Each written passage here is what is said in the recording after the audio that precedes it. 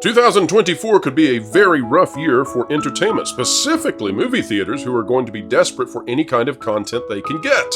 And yet we are finding out that the recent comedy from the Daily Wire, Lady Ballers, was not allowed to be in theaters due to the fact that it touched on subject matter that is, well, verboten when it comes to Hollywood. Now we're beginning to wonder, will the next Daily Wire movie, Snow White and the Evil Queen with Brett Cooper, be allowed in theaters? After all, there was supposed to be a Snow White movie in 2024, but Disney moved that over quality issues. And given that Disney no longer has the reputation of a company that pulls in an audience, perhaps it's time for theaters to open their doors wide and let in more movies like Sound of Freedom or Godzilla -1, and maybe Snow White and the Evil Queen with Brett Cooper is just that.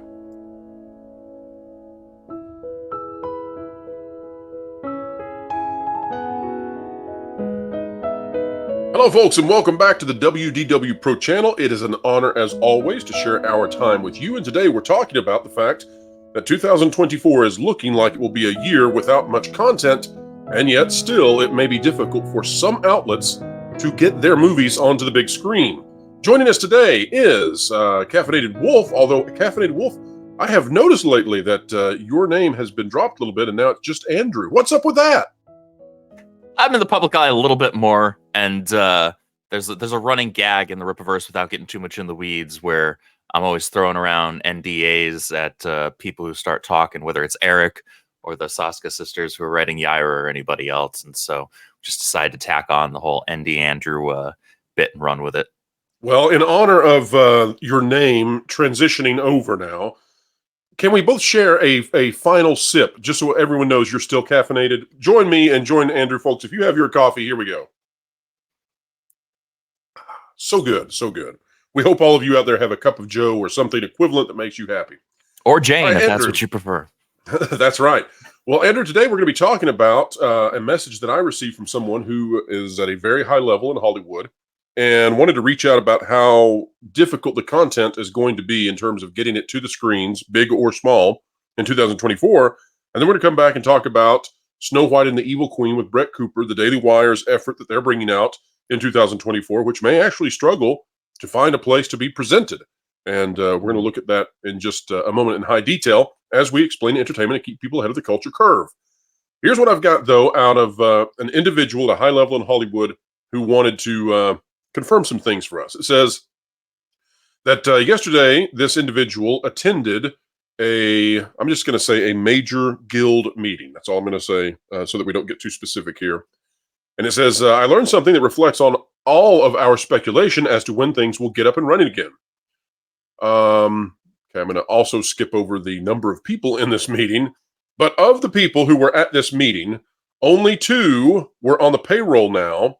And they all hope that after the holidays, and hope is put in all capital letters for me in this one, they all hope that A, after the holidays and the new year, B, the formal ratification of the sag-aftra contract, things will finally pick up.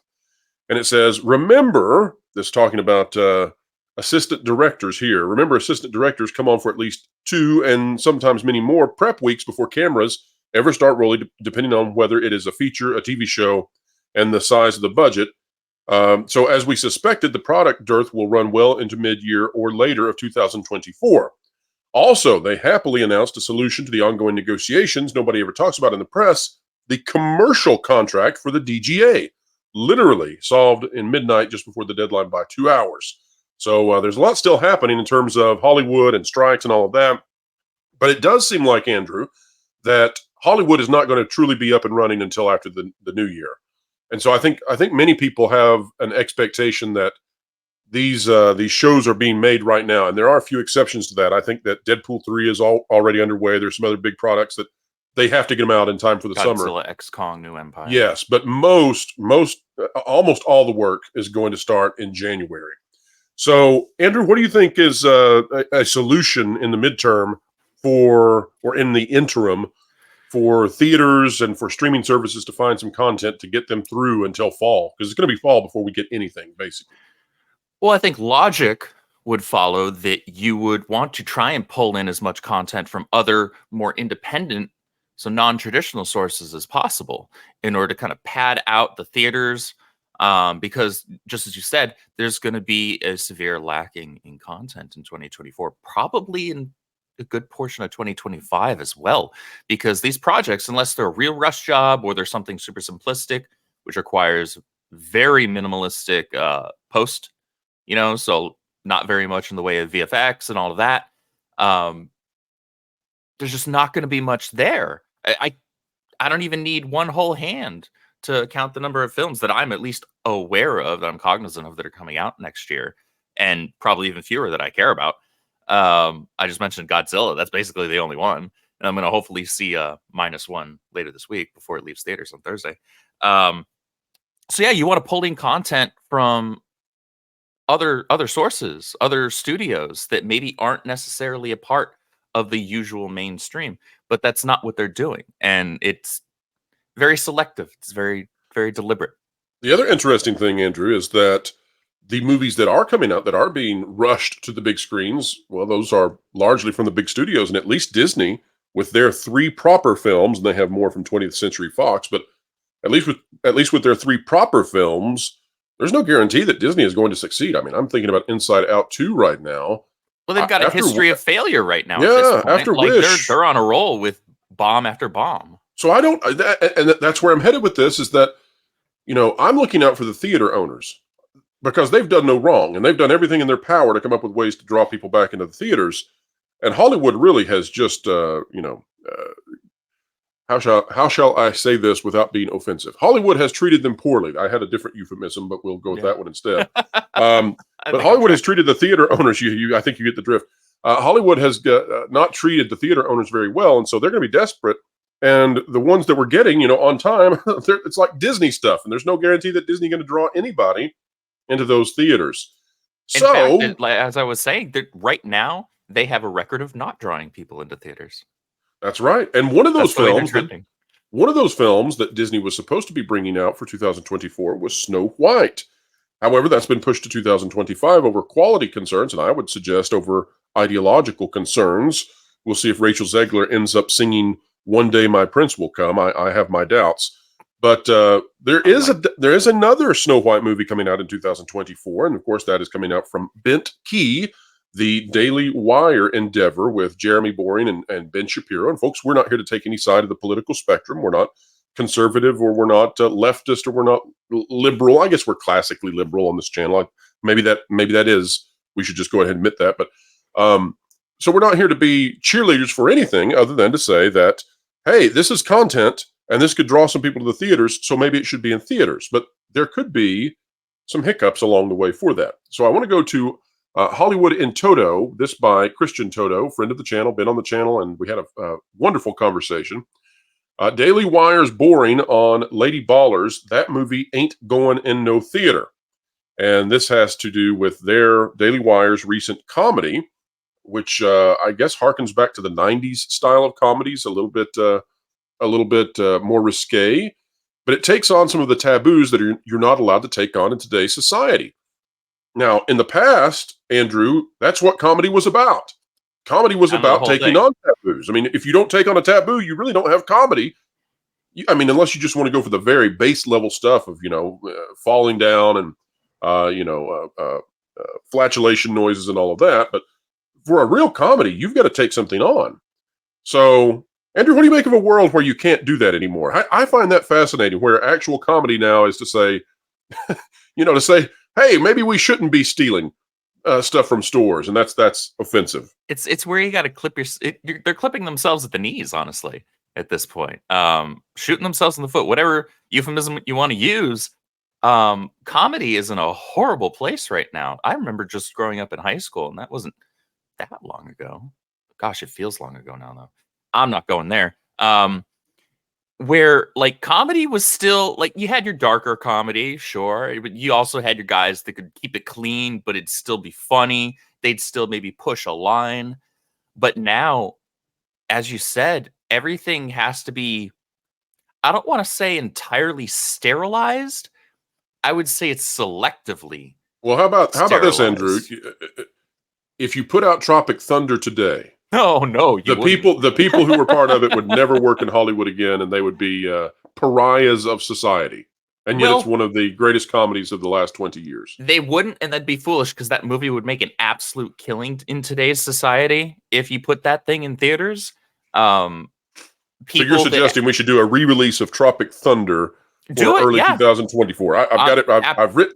I'm sending this to absolutely. AMC as we speak. Absolutely, because here's the thing: the people that want to whine and complain, the online Twitter activists, all those types, they don't they don't have capital.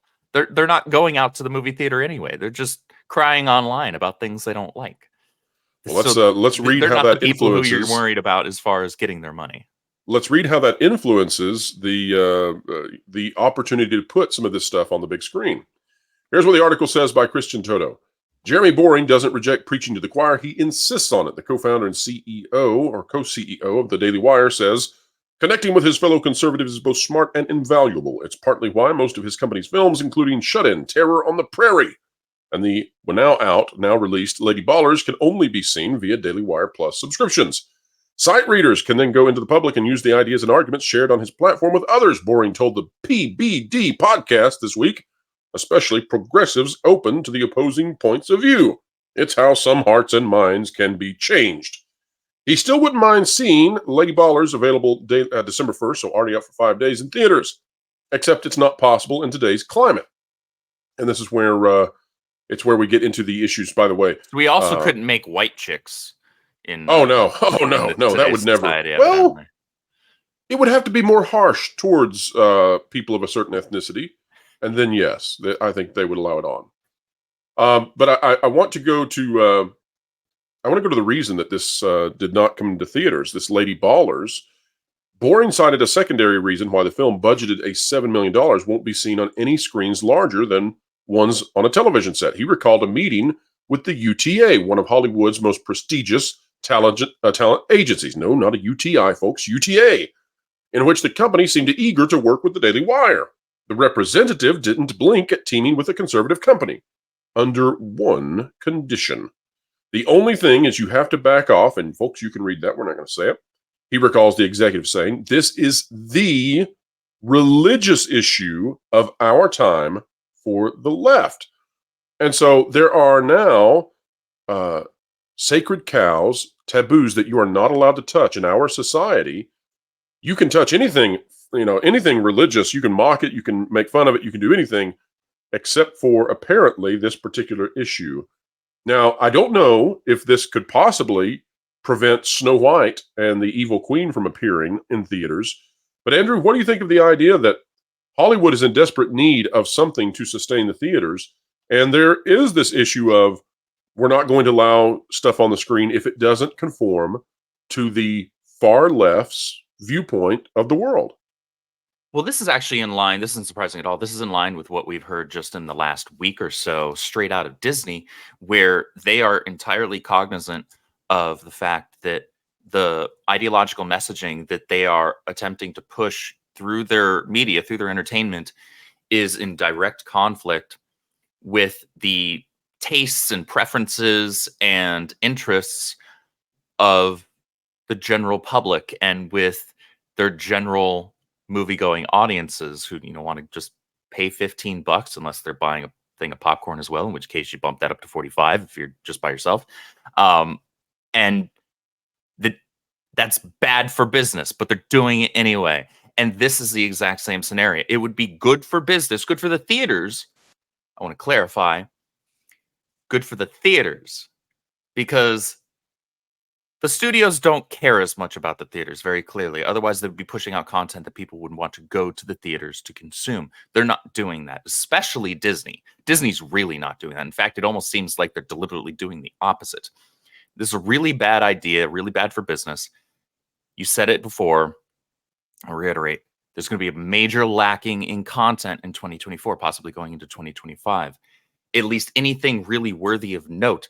And you would think that you would want to pad that box office, fiscal year out with more content, give people more reasons to go to the theater. And honestly, I haven't seen anything about the Daily Wire's Snow White and the Evil Queen that suggests that it's got any ideological messaging in it. I think it's just that, hey, everybody's, crapping on Disney for, what they're doing with their version of Snow White.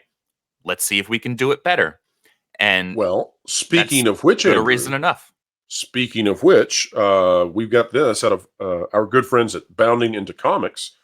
They have this to say, and folks, I think this is really the purpose of the video, is to say that we'd like to get ahead of Hollywood and their excuse machine. So I suspect that over the next 12 months or whatever, whenever we see this movie come out, I suspect that there's going to be some sort of reason that it cannot play on the big screen. We don't know what that reason is going to be, but I want to take away one of the reasons. We just saw that apparently, everybody was game for having lady ballers on the big screen until they took on a taboo that was not allowed. It was verboten. So let's see what Snow White and the Evil Queen is supposed to be about. It says, in a recent video upload to YouTube, Cooper reacted to a TikTok video of YouTuber Ryan Kennel, noting that people don't want propaganda on the other side. They just want propaganda-free entertainment. In response, Cooper stated, and that really is the main point. We're not trying to turn Snow White into something it's not. We're not trying to turn Snow White into a political conservative movie. We're just trying to represent the values that Snow White is based in, the timeless values that we all loved growing up that are sadly being forgotten in this new adaptation. And so, folks, I'm telling you right now, we're not a left-leaning, we're not a right-leaning channel. We try to be right down the middle. We try to give you unbiased analysis as best we can. But I am concerned if we enter into a marketplace where one side of the political spectrum is allowed to put their movies on the big screen and the other side is not. This seems to me that we're already forecasting that this movie is not going to be political in any way. So we will find out. Lady Ballers, not allowed to be in theaters. Snow White, we don't know yet. But if it's not allowed, then it seems to me likely, given what we're hearing from the lead actress in regards to the direction of the movie, it seems likely to me that if it's not allowed to be on the big screen, this will have more to do with the ideological beliefs of those who made the movie rather than the content therein. And that, I think, would be a very frightening world to enter into, where your views, your privately held views, or your publicly expressed views are sufficient to keep you from being allowed to present your art in the theaters across America. We've already seen that with Gina Carano and the way that Disney handled her in regards to her ability to play a character in Star Wars based on her own political viewpoints. Now we will see how this goes at a more large, more broad scale. Andrew, your thoughts as we wrap up our discussion today. Do you think we're at that point, or do you think that we're in a turning point now where perhaps the need for content will be such that theaters will open their arms wide to Snow White and the Evil Queen and Brett Cooper? I hope that we get there, because there's nothing that can really beat the movie-going experience, at least if it's a movie that is justified for being on the big screen. I can live without seeing a rom-com in IMAX, but a movie like Godzilla or any kind of action adventure, something big, a lot of grand spectacle, even if it's just, really grand panning shots of the environment, things like that, you want to see on a big screen. There's nothing that can beat that, especially if you're there with people you care about. That being said, this really speaks to the importance of alternative means of production and alternative means of people consuming it. The Daily Wire has their own platform where people can watch their movies if they're subscribers. That's one method of doing it. But people need to explore more ways of doing things, because alternatives are kind of, at this point, the way of the future, because the mainstream doesn't seem to have much of a desire to change, at least not in the near future. This is actually very similar to how we're handling things over at the Rippaverse. Let me localize that quickly, Andrew. Then I want your thought on something that I haven't been allowed. Well, I haven't. Time has constrained me from discussing this. And I want your quick take on this. I think you're exactly right. I noticed that there was a pitch made for a Green Lantern comic not so long ago that was based entirely in ideology and pandering. And I noticed that was as unsuccessful as Disney has been with Strange World and Wish. And then I noticed that the Rippaverse continues to create content which could be widely enjoyed and which is pitched to a broad audience. And the idea is not that it will be, far in one direction politically, but rather that it is made for everyone to enjoy. What do you think, Andrew, when it comes to, this is even true for comics. What do you think about these ideological pitches? They don't seem to work. Any direct statement about Green Lantern versus the Rippaverse strategies, at least? Well, one of those methods works and the other one does not. That's the crux of it, really. If you're pushing ideology, rather than that person who was the writer for that Green Lantern comic that did abysmally, laughably so, fantastic failure. He said nothing about the story, nothing that made it sound interesting. He just pushed ideology. He Pushed just said you're a agenda. bad person if you don't buy this, and you're a good person if you do. Essentially, Yeah, effectively. And he yeah. said, buy this in order to make these people feel bad, in order to stick it to these people. Well, that didn't work because the people he was talking to, the people that he was pandering to, the people that he was effectively begging to buy the book, they don't buy comic books. Either they Largely. don't buy them, or there's not enough of them to satisfy the market. And I think that comes back down to perhaps it is time for companies like the Rippaverse. Perhaps it's time for things like Snow White and the Evil Queen to be brought into the mainstream, because companies like Disney, companies like DC have vacated normalcy. And as a result, we need good content creators to step in and fill that void.